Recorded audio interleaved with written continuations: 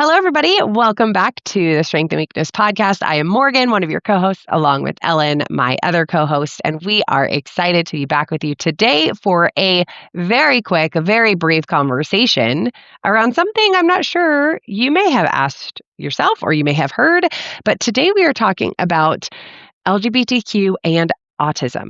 Okay, so let me just start with I try to tread very lightly around special needs. I know a lot of people in the special needs community, and it is very special. And I don't mean special like that. I just mean like it is a very unique, incredible community, both teachers, caregivers, everybody. And so I thought today's conversation, we could just ask Ellen in her profession. If you've listened to our podcast, you know that she is a licensed marriage and family therapist, specializes in adolescent sexuality.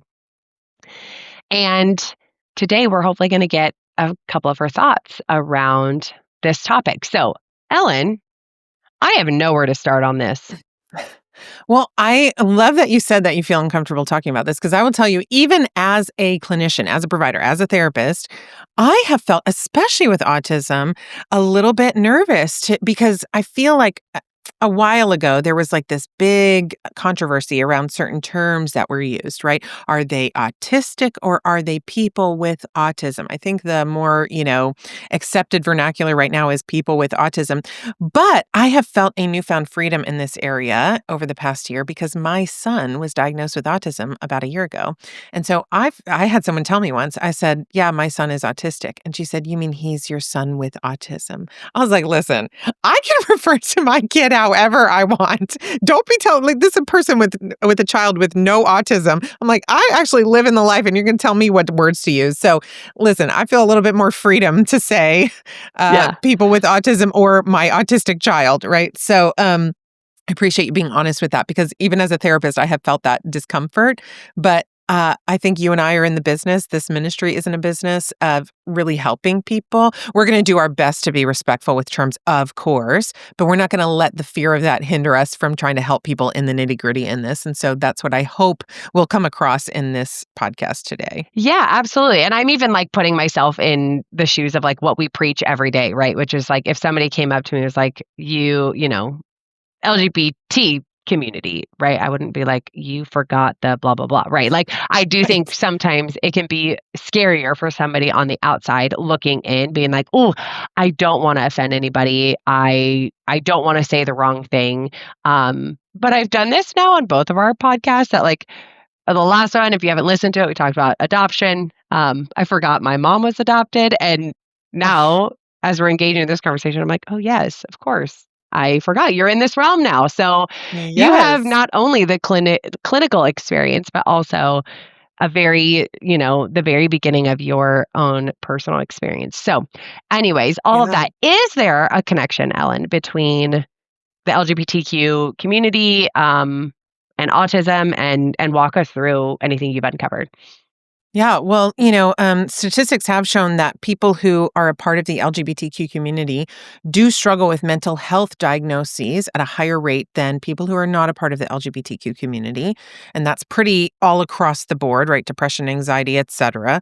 But there has been this fascinating stat that says that people who are autistic are 7 times more likely to identify as, I think it's transgender. They're 7 times more likely to identify as transgender. And so I have definitely had clients reach out and say, my child is autistic, my child has autism, and they're identifying as gay or transgender. And then I've seen, a lot of chatter about this kind of online in different ministries as well, that there's not, a causation relationship, but there is a correlation to, people identifying as LGBTQ, specifically transgender, at a higher rate when they have autism. Yeah, that's 7 times. That's not just like 2 times, 3 times. That is a really big increase. Like, can you shed any light on that? Like, what is some of the correlation? I'm just genuinely curious. Like, I wouldn't have expected it to be that high.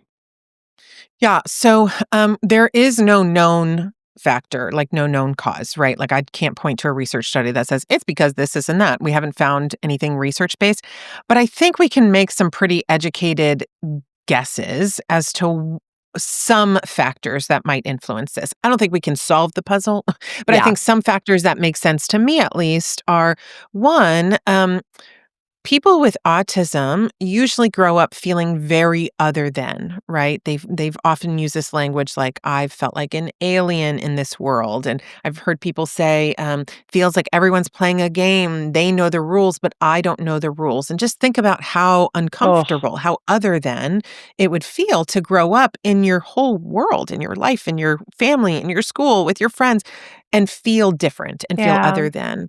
And that's such a main you know, tenet of the LGBTQ community right now is if you feel different, if you feel uncomfortable in your body, you're probably trans, right? And so people who with autism tend to have very black and white thinking, very literal thinking.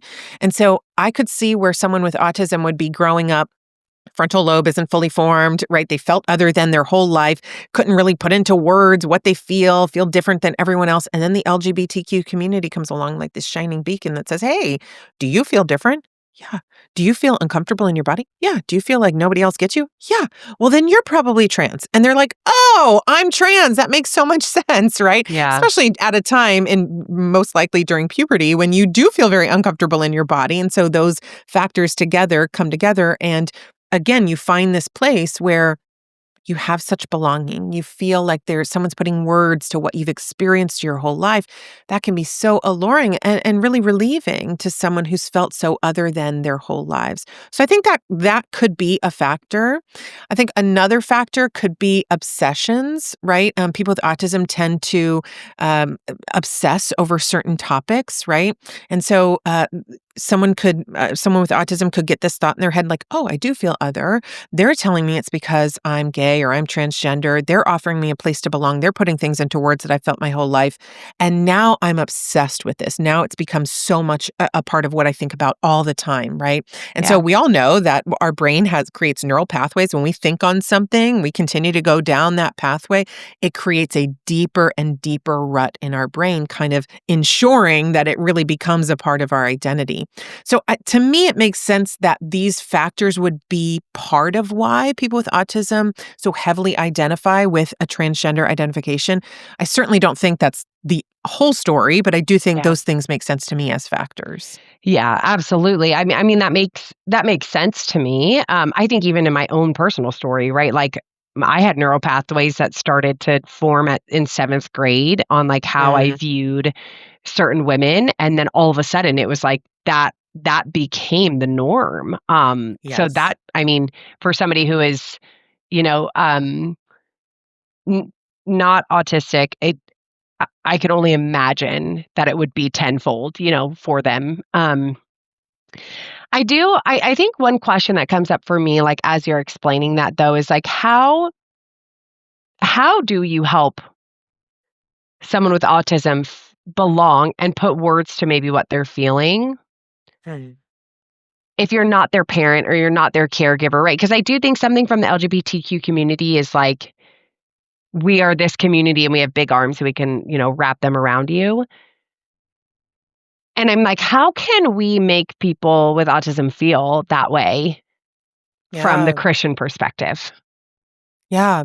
Well, two things come to my mind immediately. One is just on a human level, right?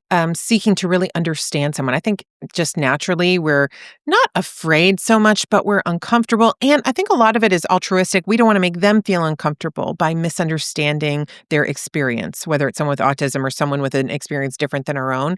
And so we really miss a lot of opportunity to draw out someone's experience and strive to understand them. And I think we can do that with individuals with autism. Say, like, hey, tell me about your experience, right? What I found is that a lot of people with autism want you to understand them. They just sometimes need you to open that door, right? Because they don't always have the same social awareness that we do. So if we open that door and say, hey, let me draw out your experience and understand you, that can lead to a deep feeling of connection and lessen that feeling of otherness, right? Mm, But I think the other thing that came to my mind from a Christian perspective is just talking more from the pulpit in our small groups, in our ministries, in our homes with our kids about being aliens on this earth and how we are different. We are set apart. We are called to be different. Not just we are each different as humans. That's a good thing to talk about too. And we all have our own ways that we feel uncomfortable in, our social settings. That's good to Yeah. talk about with people with autism. But we as God's people are outcasts. We're exiles in this land, in this earth. And the beauty of that and the pain of that, right? Like, what is the joy of that and the grief of that? And helping our children, our friends with autism to understand that being different, being exiled is not always a bad thing. In fact, it can be a really sacred, holy thing and a really beautiful thing. It can be such a strength as well in people who Yeah. have a bunch of differences and bring them together. So I think kind of like boosting up the badge of honor of being different and an alien and an Yeah. exile on this earth could be really helpful to people with autism. Yeah, I love that. And I think, right, this has just kind of been like the underlying message over our last couple of podcasts, which is like engaging in these conversations in our home. Because the more we can talk about it in our home, the more our kids or our friends, whether they are adopted, whether they have autism, or whether they have neither of those things, like trying to give them the language and understanding that, like, you belong here, you're important, you're worth it to Yeah. God, you're worth it to me. And taking the time, having the margin to be able to have those conversations so that when they hear different things in the world, they're not like, oh, that's what I should be, but we can very easily redirect them to like, no, remember, like, this is who we are. Because I think it can be scary for kids. Mm. I've had this conversation with my daughter quite often when right now, K-pop Demon Hunters is a really big thing, and we are not letting our kids watch it. And she's like, Same "But theme. everybody is watching it." And I'm like, I've heard the same "I thing. know." Like, and I'm like, "That must feel so hard. Like, you feel Mhm. left out, you don't know what's going on."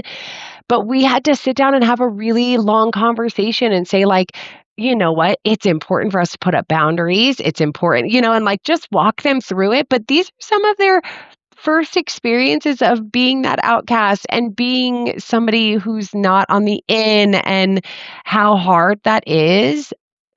But like, one, it like teaches them compassion for people who are different and might not be on the in. Mhm. And Mhm. two, getting them comfortable with being different and like Mhm. being so confident that that is like a good place to be. Man, it's an uphill battle, but I feel like the more we can try to empower ourselves and the people around us, the kids, our kids, whomever it might be, to like um, bring in the people that might feel outcast or other than continuing Yeah. to make the church the safest place, right? Instead of a place where they feel judgment and feel different. Yeah. And, one thing that's been a joy to our family with autism, I did a whole blog series on the joys and the pains of autism that we've gone through as a family. But one of the joys is, now monthly, I have to sit down with a whole team of people and we talk about my son's strengths and his areas of growth, right? Like every 4 weeks, I'm talking about a whole panel of people about this with my kid, right? And honestly, that is such a gift to be able to Mm, have a built in time of analysis to look at my son and say, what is he so good at? What are his gifts? What are his strengths? And how can we help him with his areas of growth?